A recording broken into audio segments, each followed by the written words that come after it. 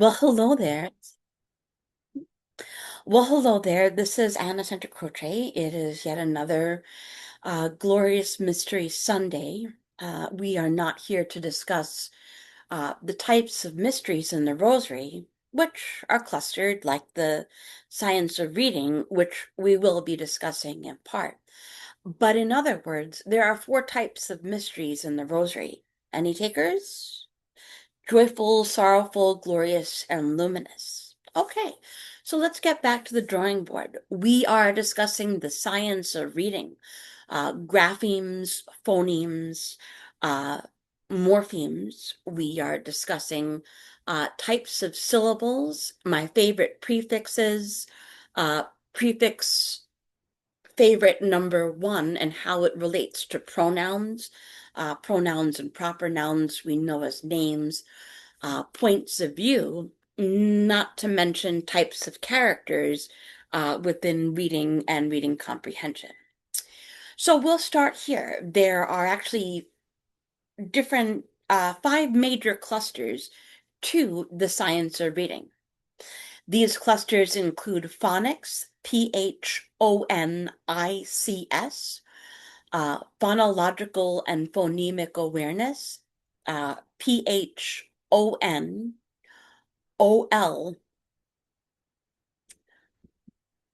OGICAL, and phonemic, PHONEMIC.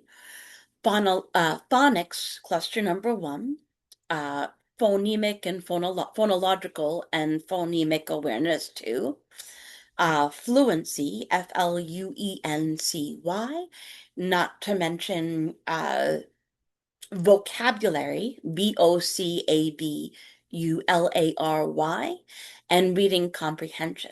I will be delighted to show you some more of my science of reading and getting into more advanced vocabulary research. I've conducted research, multiple page, taken time in vocabulary research to have done so with A Walking Life with Antonia Malchik, not to mention Too Much and Never Enough by Mary L. Trump, Trump's niece, who's not exactly uh, a fan of him. But anyway, so I took the time during 2021 to basically research advanced vocabulary words. Vocabulary is the fourth segment of reading of the science of reading, and I have researched the page numbers, the part of speech as an adjective or adverb, noun or pronoun, preposition, that type of thing within vocabulary words for advanced researchers and advanced vocabulary connoisseurs. So we will start with phonemic and phonological awareness, and we will start with phonics. So there are three clusters as far as letters and alphabets. Letter sounds in the Latin script, hence American English use, types of phonemes, and there are 44 phonemes or 44 sounds, and there are basically two types of graphemes. I'm sorry, two types of morphemes, inflectional and derivational. So getting back to graphemes, graphemes are basically the visual or the written relationships with letters. Phonemes are the letter sounds, combinations of letter sounds that include alphabet letters, that include R-controlled syllables, A-R, O-R, E-R, U-R-E, the R-controlled syllable list, digraphs, diphthongs. So you have the vowel combinations that are diphthongs, like vowel teams.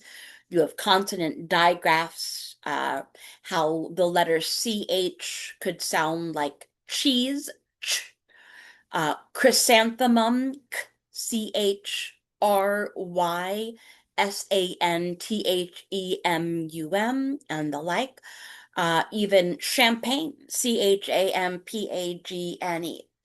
So, in other words, let's get back to graphemes, the written or visual presentation of letters.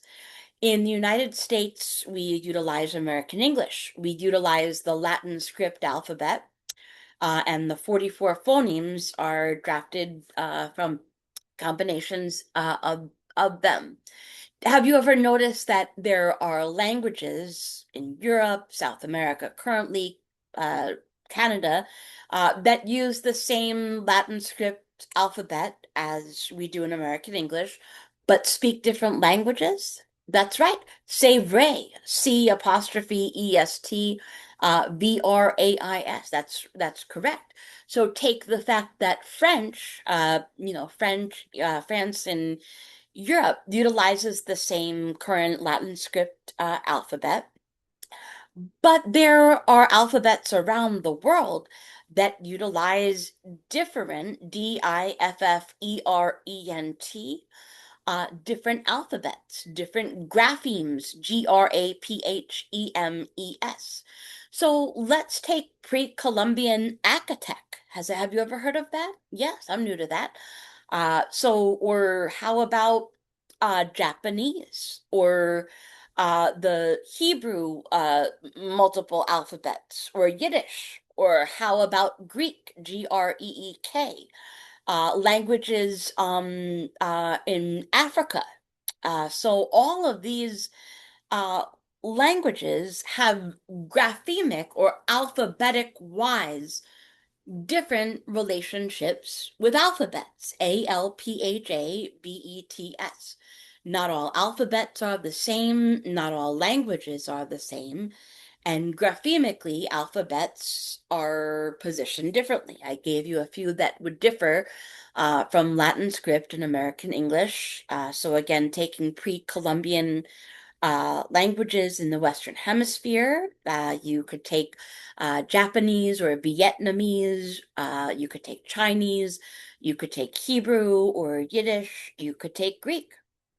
Okay, so let's get to we delved into a few phonemes. We did the R controlled, some CH sounds. We did a little bit of I explained how diphthongs are vowel teams. Let's move along to our morphemes, Morphemes.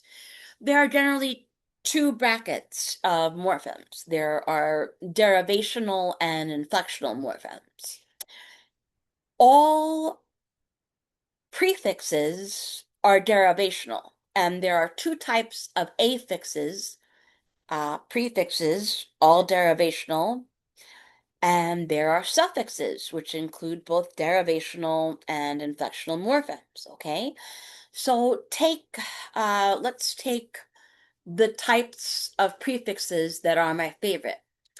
Let's start with ante, the prefix ante. Ante means before. So, antecedent is one of my favorite words that utilizes the prefix ante or before. So you have antecedent means relating to history or the past, chronology and chronological order, ancestors. The word antecedent relates to if, therefore, then correlation. It even relates to mathematical equations similar to if, therefore, then. But last up, which is actually kind of in between, antecedent relates to grammatically, grammatically, grammatically, antecedent can relate to topics of how pronouns, okay, so remember we have four types of pronouns: subject, object, reflexive, and possessive, correlate to the proper nouns we know as names, correlate to identities in vital statistics, okay? So names are vital statistics. They are points of view, first, second, and third person, and we're getting back into the pronoun antecedent relationship. subject, object, reflexive, and possessive. So this is Anna Tedesco Santacroce's video on YouTube about the science of reading, her favorite, well, graphemes, uh, uh, phonemes, and morphemes. And as we said, prefixes like anti relate to before. Antecedent relates to before, or chronology relating to history, ancestors. If, therefore, then, and mathematical equations describing, not to mention, like I'm saying, the ways in which pronouns correlate to names as far as grammar and points of view. So I gave you a quick rundown of the four types of pronouns: subject, object, reflexive, and possessive, not to mention a statement. So this is Anna's YouTube video. This is her video. Her is a possessive pronoun used in the object tense to describe whose video this is. Okay, so let us get to my next favorite prefix. And remember, any takers, what type of morpheme prefixes are? You got it. Prefixes are all derivational morpheme, including anti for antecedent, meaning before, relating to history, etc. All right, let's get to inter. Woo! Inter, I-N-T-E-R, to interview, the art of the interview in journalism. Interactionist theory in sociology, I-N-T-E-R. Any takers on the origins of the prefix inter? You got it. It's Latin. Latin for among or between, in the midst, or reciprocal. And it's a Latin prefix meaning those terms among or between, reciprocal, or in the midst. To interview, as in journalism, to interact, symbolic or interactionist theory in sociology. Let's take a side trail. There are three major theoretical approaches in sociology: uh, structural functionalism, followed by conflict and interactionist, hence symbolic interactionist theory. Not all interaction has to technically be symbolic, and I'll leave it at that. But did I tell you I have over a 3.91 cumulative grade point average in journalism with UCLA Extension after having taken 7+ accredited courses, and that I'm a Pi Gamma Mu recognized scholar in interactionist approaches to sociology and social theory. Okay, so that's anti and inter, two of my favorite prefixes. Can anybody tell me what words prefixes com or con relate to? I'll give it a hint. Communicate, COMMUNICATE. Communicate is a word that utilizes the prefix com, meaning together or with. So you communicate, compute, COMPUTE. When not computing, maybe commuting, COMMUTING. How about con? Con and com have rules where, like the together or with function, are similar but have different post prefix requirements as far as letters, hence phonological awareness and fluency. Conscience, CONSCIENCE. Convergence in news journalism, CONVERGENCE. All right, I'm going to now give you my last and final favorite prefix, mem, M-E-M. Mem is known in Hebrew as well as European prefix origins. It means of or relating to the mind, to the memory, M-E-M-O, M-E-M-O-R-Y, memorize, memory, memorize, Orize, memorare, the prayer to the Virgin Mary, like clusters of the clusters of the Rosary, memorare. Remember, O most gracious Virgin Mary, that never was it known that anyone who fled to thy protection, implored thy help, or sought thy intercession, was left unaided. Inspired by this confidence, I fly unto thee, O Virgin, O Virgins, my mother. To thee I come, before thee I stand, sinful and sorrowful. Despise not my petition, but in thy mercy hear and answer me. Amen. So that was my fourth and final favorite prefix meaning derivational morpheme. Antecedent, interview, interact, interval, just in case you're like a sociology statistician type, data analysis. Interval utilizes no true zero, but like ratio, it's a continuous or range type of measurement.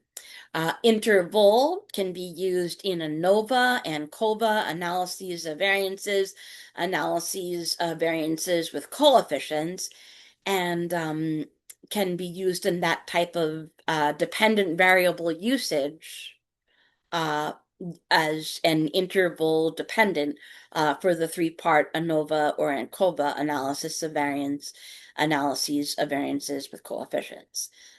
Antecedent, interview, interact, interactionist, interval. Or commute, communicate, compute, conscience, and convergence. Last up, memorize, memorare. All right. And we have now the inflectional morphemes, or relationships with suffixes. So suffixes are words, they're parts of words at the end of them. Suffixes. So there are ways in which single words have inflectional endings. There are ways in which comparative and superlative descriptions use inflectional endings. And there are ways in which tenses of verbs utilize inflectional endings. So let's start with comparative and superlative inflectional endings, ER and EST.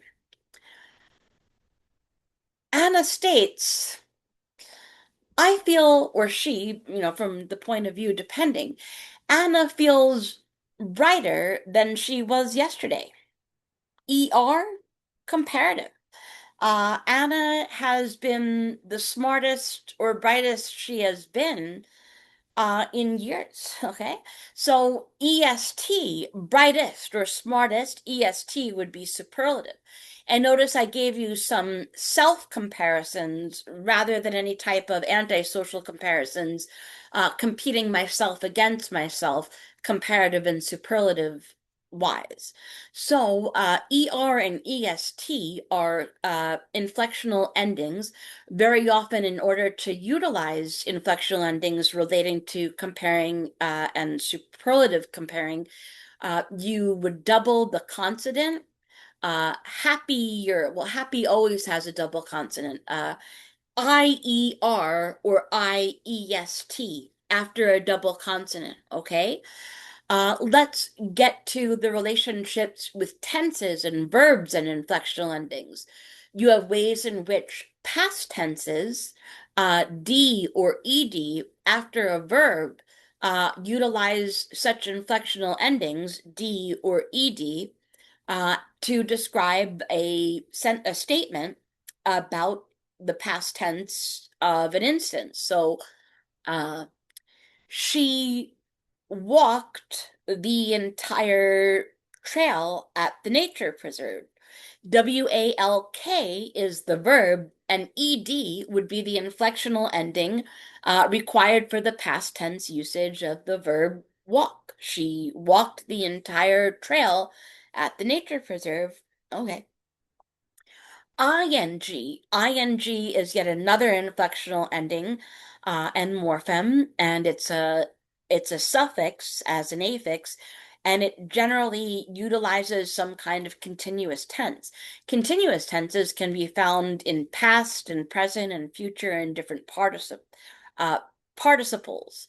So let's take the difference between a gerund, a noun, and a continuous tense as far as ing. So let's take studying helps me to be happier. Okay. Studying is now utilized as a noun in that context. Studying is a noun. It's the subject noun in the statement, where I also used a superlative ending as far as happiest, as the object. So studying, studying,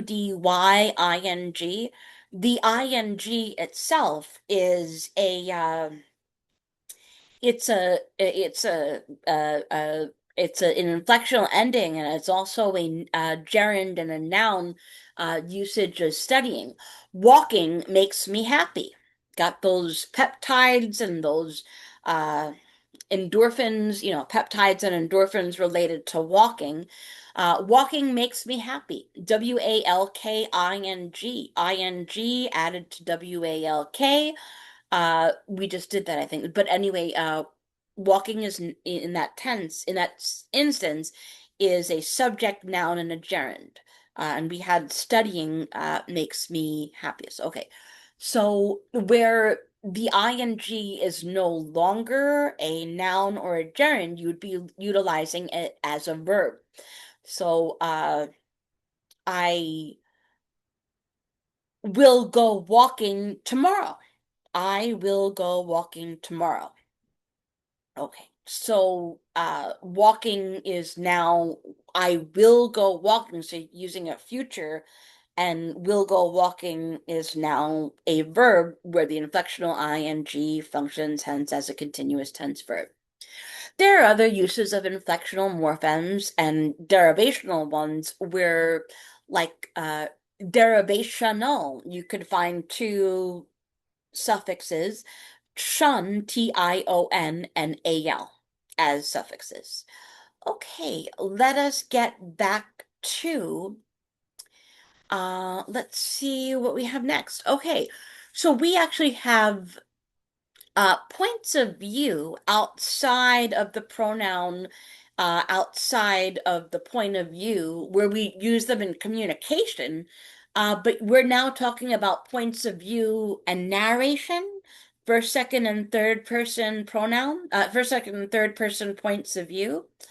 Of course, there are loads of antecedent and proper noun character name relationships with subject pronouns: I, you, he, she, it, we, you, they, me, you, him, her, uh, us, you, and them. So those were just rundowns of subject and object relationships with pronouns. But in terms of uh, in terms of points of view and narration, first person point of view would really mean that the narrator is a character. And I can give you some hints as to where narrators are characters and authors. Any takers? Well, in those aspects, we would have autobiographies and semi-autobiography related stories. So, have you ever noticed in the book The Diary of Anne Frank, published by her dad Otto, Anne was the narrator, the author, and the main character. Of course, she was murdered in the Holocaust, and her dad was the only surviving member of the family to have published the book. But how about, let's see, yet another Anne Frank and Holocaust book was My Friend Anne Frank, by her friend, uh, and her name was Hannah Pitt Gosler, yet another autobiography where the narrator had been the character, had been the author. Second person point of view is kind of where, like I said, I have a 3.91 in journalism, and the relationships with interviewing really kind of go from first to second tense. So I use a lot of me, Anna, interviewing you second person, then transcribed into third person as a description. Self-help books often use the second person. Second person is always you, Y-O-U. And again, we're on that glorious day where the second person in the Trinity rose from the dead and all. So second person day, that's nice. And then there's third person. Third person is where the characters are not the narrators, but they're described in third person. She, or the character name, that's a woman, or he, the character name, that is a man. But the characters themselves are no longer the narrator, nor really the author. Okay, so let's move along to the dynamics of character types. Ooh, and then I can get quickly into a uh, quick phonemic awareness test of types of syllables. Can anyone tell me the types of characters in literature or reading comprehension? So we went through alphabets and graphemes. We went through phonemes and Latin script and American English, morphemes, inflectional and derivational prefixes and suffixes that are affixes. We went through my favorite pronouns. No, my favorite prefixes, antecedent, anti of antecedent, inter of interactionist, interview, interval. We went through com and con, and we went through mem. But characters, can any takers on that? Well, characters in books are described via first, second, or third person point of view from narrators. Uh, in literature, there are types of characters. Protagonists, usually the main character or optimistic, benevolent characters. Then you have antagonists. Other types of antagonists include villains and anti-heroes. Deuteragonists. Deuteragonists are kind of the helpers or the second helpers to the real protagonists. Again, antagonists, you have anti-hero, villain, and the main antagonist. And anti-heroes come with the opposite or hero, but don't worry, they could be split personalities working for the same team. What about love interests? Okay. You also have the dynamics of tertiary characters, round and dynamic, flat and static. You might even have foil characters. Okay, and I'd just like to give you a rundown of all of the books that I read within the last 5 or 6 years. So I have read Julia Alvarez, Before We Were Free, Julia Alvarez, Afterlife. I read Nature by Emerson. I read Essentials of Ecology by Spulman. Matilda, Roald Dahl's Matilda. Eli Wiesel, Night. I read The Diary of Anne Frank by Anne and Otto published. I read Ask Me No Questions by Marina Budos. I've read We Are All We Have by Marina Budos. I've read My Friend Anne Frank by Hannah Pick Gossler. I read The Heart Principle by Helen Hoang. I read The Marvelous Land of Oz, a few of them before they were stolen, by Frank Baum. I read The New Year's Kiss by Liam Matthews. I read The Magician's Nephew by C.S. Lewis, not to mention The Lion, the Witch, and the Wardrobe by C.S. Lewis, and at least all but one of the C.S. Lewis six in that series. Four Perfect Pebbles, Jane Eyre by Bronte. I read George Takei's They Called Us the Enemy, about his relationship in concentration camps in the United States as a Japanese American citizen during World War II. I read Abel Sanchez and Other Stories by Unamuno, Spain, 1917, Cain and Abel story. Roxane Gay's Hunger. I read a good portion of The Rent Collector. I read, let's see, Too Much and Never Enough by Dr. Mary L. Trump. I read Silent Spring by Rachel Carson, Ties That Bind, Ties That Break, The War Girls by V.S. Alexander, The Gratitude Project by Jeremy Adam Smith, Night Crawling by Layla Motley, In the Sign by Joanne Greenberg, I Beat the Odds by Michael Oher, A Tree Goes in Brooklyn by Betty Smith, The Phantom Toll Booth by Norton Juster, A Walking Life by Antonia Malchik. I read The Secrets of Nim. I read a book about forgiveness, The Sorrows of War by Bao Ninh of Vietnam, about a North Vietnamese soldier after the Vietnam War. I read A Christmas Carol by Charles Dickens. I read Kissing Kosher by Meltzer. Okay. The Dictionary of Lost Words I got into by Pip Williams, and that's all I have for now. All right, so let's take a quick flashback to types of syllables. And that will be our very last phonemic or phonological awareness little bit for the night. Types of syllables, there are 6 or 7. Closed, consonant LE, open, vowel team, magic or silent E are controlled, and diphthong. And don't get me wrong, there are people who combine diphthongs with vowel team. And I am up to conducting a syllable types and counts probability test with Dolt sight words.